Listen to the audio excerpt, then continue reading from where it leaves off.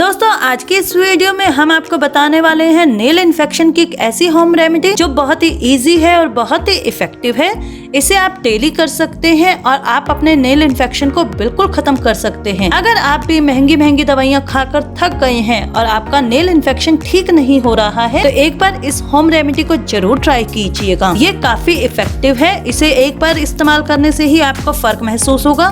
जब आप इसे लगातार करने लगेंगे तो आपका इन्फेक्शन बिल्कुल ठीक हो जाएगा। अगर आपको वीडियो पसंद आए तो लाइक तो जरूर कीजिएगा, शेयर भी कीजिएगा ताकि और लोग इसका फायदा उठा सके।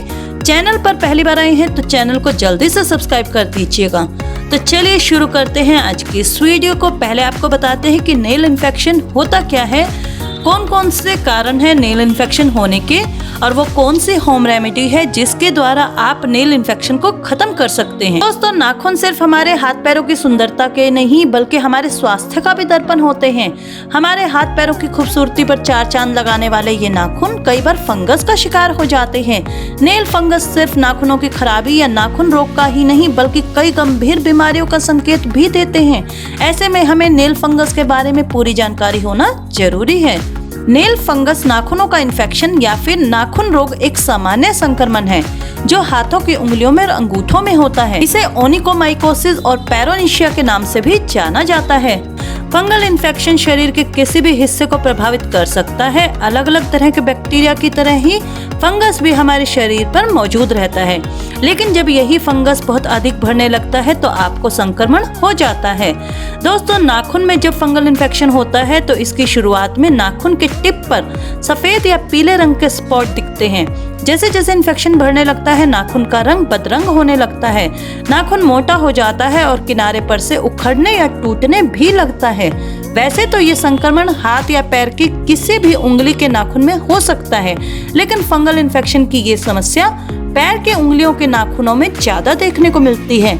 नाखून के संक्रमण की ये समस्या एक बार में सिर्फ एक नाखून को या एक साथ कई नाखूनों को भी प्रभावित कर सकती है। तो चलिए दोस्तों अब हम बनाते हैं अपना वो अचूक घरेलू नुस्खा जिसको इस्तेमाल करने से आप अपने नाखूनों के इन्फेक्शन को बिल्कुल ठीक कर सकते हैं। दोस्तों इस नुस्खे को तैयार करने के लिए सबसे पहले हमें चाहिए कि एक प्याज। लाल प्याज का इस्तेमाल कीजिएगा, सफेद प्याज का इस्तेमाल नहीं करना है, लाल प्याज का इस्तेमाल करना है, इस बात का ध्यान रखिएगा। एक प्याज लेना है, इसे छील लीजिए। प्याज में एंटीऑक्सीडेंट और विटामिन भरपूर मात्रा में होते हैं, साथ ही एंटी इन्फ्लामेटरी, एंटीसेप्टिक और एंटीबैक्टीरियल गुण होते हैं। ये आपकी स्किन के लिए बहुत ही अच्छे होते हैं। अब आपने इस प्याज को कद्दूकस कर लेना है और इसका रस निकाल लेना है। एक छलनी की मदद से इस रस को निकाल लीजिए, एक कटोरी में निकाल लीजिए। आपकी जितनी उंगलियों में इन्फेक्शन है, फंगल इन्फेक्शन है, उतनी ही रेमेडी आपको तैयार करनी है एक बारी में। अगर आपकी एक ही फिंगर में है तो उसी हिसाब से रेमेडी तैयार कीजिए। अगर ज्यादा उंगलियों में है तो ज्यादा रेमेडी तैयार कीजिए। अब हम ले लेंगे प्याज का रस। अब हमें इसमें मिलाने हैं दो मेन इंग्रेडिएंट जिनसे हम इस रेमेडी को तैयार करेंगे। सबसे पहले हम लेंगे सिरका।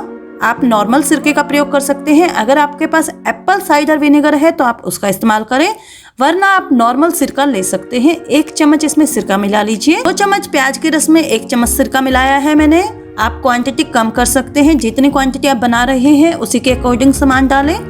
सेकेंड इंग्रेडिएंट हमारा है बेकिंग सोडा। आधी चम्मच बेकिंग सोडा की मिलाई है मैंने इसमें। आधी चम्मच बेकिंग सोडा ले लीजिए और इसे अच्छे से मिक्स कर लीजिए। जब आप इसमें बेकिंग सोडा मिलाते हैं तो ये काफी झाग बनाने लगता है। ये देखिए, झाग बनाने के बाद ये काफी फूल जाता है। डरने की जरूरत नहीं है, ये हमारी रेमेडी तैयार हो चुकी है। इसे अच्छे से मिक्स कर लीजिए। मिक्स करने के बाद इसे रख दीजिए एक साइड में। अब आपने ले लेनी है एक कॉटन। इस तरह का पैड हो जो मुंह साफ करने के लिए लिया जाता है, कॉटन पैड, तो आप इसका इस्तेमाल कर सकते हैं, वरना आप नॉर्मल कॉटन का इस्तेमाल भी कर सकते हैं। कॉटन पैड के 2 टुकड़े कर लीजिए, बीच में से काट लीजिए और इसे इस रेमेडी में डिप कीजिए। अच्छे से डिप करने के बाद इसे उस प्रभावित क्षेत्र पर लगाइए जहां आपको फंगल इन्फेक्शन है। इसे अच्छे से कवर कर लीजिए और अब आपको इस पर लगाना है foil wrapper. Aluminium foil wrapper दोस्तों जिसे हम किचन में इस्तेमाल करते हैं वही एल्युमिनियम फाउल पेपर है ये। इसका छोटा सा टुकड़ा ले लीजिए और इसे अच्छे से अपनी फिंगर पर कवर कर लीजिए। अगर आपके पैर में नेल इन्फेक्शन है तो इसे पैरों पर लगाइए, अगर हाथ की उंगलियों पर है तो हाथों पर लगाइए। जैसे मैंने आपको बताया है इसी तरीके से लगाना है। इसे आपने ऐसे ही 1 घंटे तक रखना है। 1 घंटे बाद आपने इसे उतार देना है और फिर हाथों को धो लेना है और कोई अच्छी सी क्रीम लगा लेनी है। डेली एक बार इसका इस्तेमाल करें दोस्तों, धीरे धीरे आपका नेल इन्फेक्शन बिल्कुल ठीक हो जाएगा। तो दोस्तों ये तो थी नेल फंगस से बचने के लिए होम रेमेडी। परंतु नेल फंगस से बचने के लिए हमें किन किन चीजों से प्रिकॉशन रखना चाहिए, किन किन चीजों का ध्यान रखना चाहिए ताकि आपको नेल इन्फेक्शन हो ही ना। इसमें सबसे पहला आता है नाखूनों को छोटा रखें और उन्हें समय समय पर ट्रिम करते रहें। जब भी आप अपने हाथ धोते हैं तो साबुन और पानी से नाखूनों को स्क्रब करें। आप इसके लिए एक छोटे से नेल ब्रश का प्रयोग कर सकते हैं।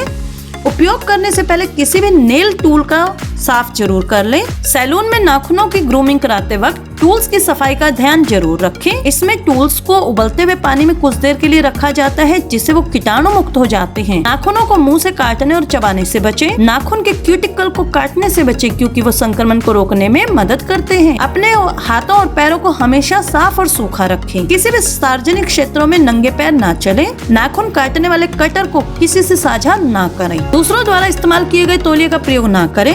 ऐसे जूते ना पहने जो बहुत ज्यादा टाइट हो। अपने पैरों को हवा लगने दें और उन्हें सांस लेने दें।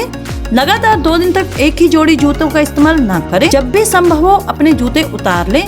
लगातार पूरा दिन जूते ना पहने। दूसरों के जूते और मोजे ना पहने। दोस्तों ये थे कुछ प्रिकॉशंस जिसके द्वारा आप नेल फंगस से बचे रह सकते हैं। इसके अलावा अगर आपको नेल फंगस ज्यादा है और गंभीर है तो आपको डॉक्टर से सलाह जरूर लेनी चाहिए। इन घरेलू उपायों के साथ साथ आप चिकित्सक द्वारा बताई गई दवाइयों का सेवन भी करते रहें। इससे आपको जल्दी आराम मिलेगा। तो ये था हमारा आज का टॉपिक। उम्मीद है कुछ न कुछ नया जरूर सीखा होगा आपने।